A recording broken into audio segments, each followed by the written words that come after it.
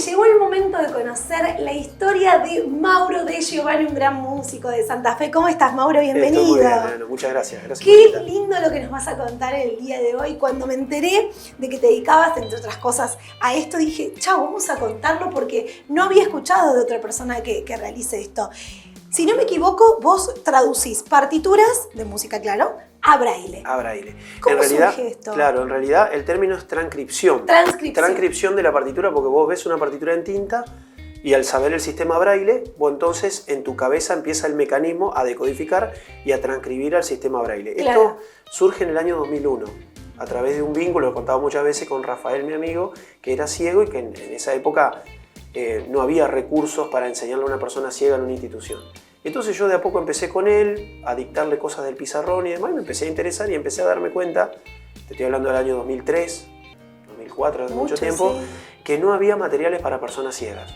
Viene una persona ciega de Buenos Aires, dicta un curso, bueno, lo hago al curso y quedo maravillado. O sea, aprendiste braille. Aprendí braille y música braille. Ajá. Porque son dos cosas distintas. Una cosa es saber braille, que son... El sistema braille, música braille, nace en el mismo año, 1826, lo crea Louis Braille, en el mismo tratado.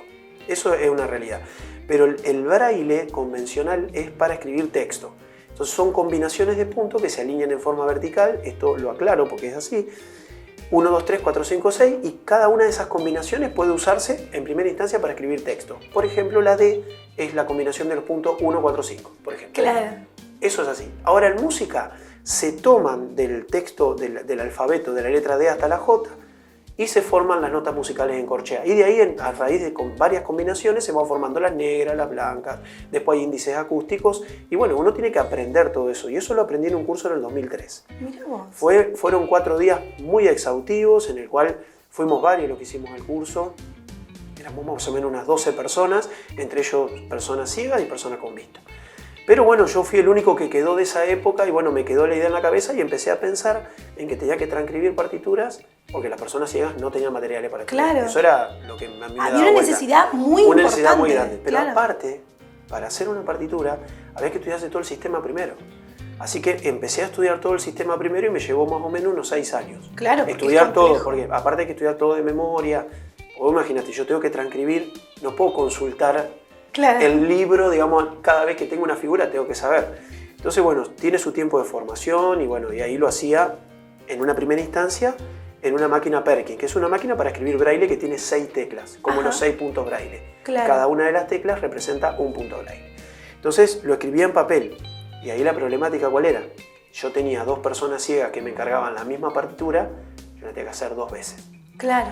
Entonces debía buscar un trabajo una forma muy artesanal. Claro, y lo hacía porque en esa época, qué sé yo, no sé, uno tiene ganas, tenía el espíritu, pero bueno, llegó un momento que tenía tanta demanda de partituras, porque esto yo le hacía partitura a una persona, a otra persona, y se empezó a correr la bola. ¿Y las partituras eran de canciones de...? Las partituras eran, más que clásicos? nada, era de guitarra, partituras de obras de iniciación de guitarra, como puede ser alguna obra de Abel Fleury, o una obra de Tárrega, de iniciación, o me pedían ejercicios de sagreras, que son, todo esto que te nombro son compositores que componían para una dificultad de comienzo, luego también mediana y alta, ¿no? Pero esas son las obras de principio y después también de piano pedían alguna, entonces vos tenés que dar cuenta que para transcribir, para guitarra, para piano, son signos distintos. Claro. Hay signos que son iguales, hay signos que cambian. Claro. Hay que saberlo. Porque qué complejo. Es complejo. Ya estudiar música me parece un vocabulario música muy complejo. Es y complejo. si encima llevarlo a otro lenguaje, que no es el que vos aprendiste en tu crecimiento, digo, de haber sido... Y es un trabajo, a mí me gustó mucho, yo no sentí cansancio, yo hasta el día de hoy no porque estoy sos un apasionado, ¿viste? A mí me encanta, digamos, yo y doy cursos con una persona de Buenos Aires igual que yo, horas podemos estar hablando de esto, horas se nos ocurren ejercicios, horas, pero ¿cuál es la realidad de esto? Nosotros estudiamos música con el sistema en tinta, o sea, yo leo una partitura, claro, y vos has visto músicos que tocan con partitura, eso te forma académicamente. Bueno, a la persona ciega, ¿qué la forma académicamente? Esta partitura. Si no tiene esta partitura, no se puede formar. No puede entender la idea del compositor. Claro. Y esto muy pocos lo entienden. Muchos se resisten, van por el lado de la tecnología. La tecnología no brinda una partitura en braille, te brinda un sonido que te lo canta la computadora. Ah, claro. Entonces, muchos intentan esos caminos y finalmente, como me pasó con un chico de Colombia ahora, me dice, Mauro, vuelvo a ti. Ay, sí. Porque hace un año que estoy con la computadora y no puedo, haceme la partitura. Yo lo dejé solo. Yo le dije, vas a tener problemas. Y volvió, dice, necesito estudiar. Bueno, de nuevo.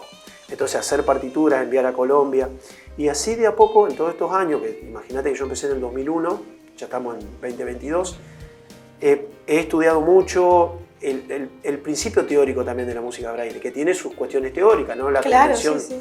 todos documentos teóricos que me tuve que buscar, por ahí a lo mejor hasta pagar en dólares para que me envíen documentos, como el documento el primer documento de Louis Braille, lo traje de la Biblioteca del Congreso, me salió en dólares y eso es una inversión que no tiene desperdicio, porque yo de ahí saco las bases, ¿no? Claro. Entonces, por ahí cuando tengo que hablar o hablar de música braille, yo tengo un basamento teórico también, además de conocer los puntos y de transcribir. Pero es una necesidad muy requerida. Sí, de hecho te escucho hablar y digo, no puede ser que esto ahora en el 2022 no sea algo básico de un grupo de música, básico de una academia, de un conservatorio. Y te voy a decir algo. Porque estamos en una era donde la igualdad está pisando fuerte. La equidad. La equidad y también un poco la empatía, ¿no? Entonces digo, ¿qué onda esto? ¿Cómo puede ser que no exista? Yo te cuento, hay algo que se llama voluntad humana, ¿no? Y como decía Lelutier, maestro Mangiacaprini, cuando no hay voluntad, no hay voluntad. Entonces, eso pasa siempre, ¿no? La voluntad sí está, yo estoy para transcribir partituras, para hacer, para generar. Yo he presentado ideas de las que se te ocurran, digamos, o sea, desde charlas, capacitaciones, que de hecho en Santa Fe he dado mucho a través de la universidad, a través del Molino Marconetti, donde estoy.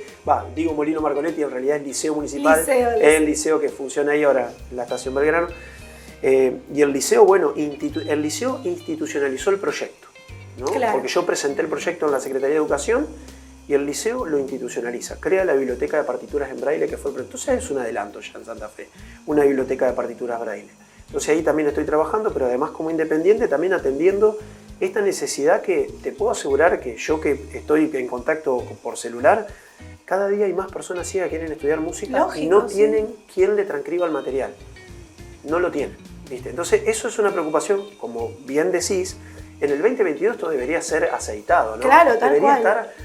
Estar, yo ya debería tener... Sí, debería ser parte de lo cotidiano. De lo cotidiano. Sin embargo, no es. En primer lugar, porque hay muchos que se resisten, muchos docentes que tampoco tienen la obligación de formarse, pero sí de decir, tenemos un alumno ciego, debemos darle clase de manera diferente. Claro. Y para eso debemos... Porque eso es la equidad. Eso no es igualdad, porque tal vez igualdad, yo entiendo lo que vos decís, es le damos a todos iguales. Al ciego hay que darle lo mismo, pero distinto. Claro. Porque el sistema braille tiene sus diferencias con el sistema en tinta. Por ejemplo, no hay claves. Claro. Entonces yo no puedo... La problemática de ahora que pasó en Costa Rica, un profesor le obligaba a los alumnos ciegos a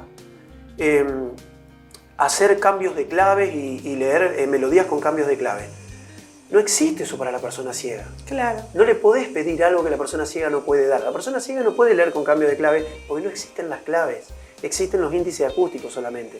Pero ese docente no estaba capacitado. No estaba capacitado, pero además de no estar capacitado, no quería capacitarse y quería que, además de otras frases que le decía a los chicos, digamos que los chicos se sienten mal y yo los entiendo.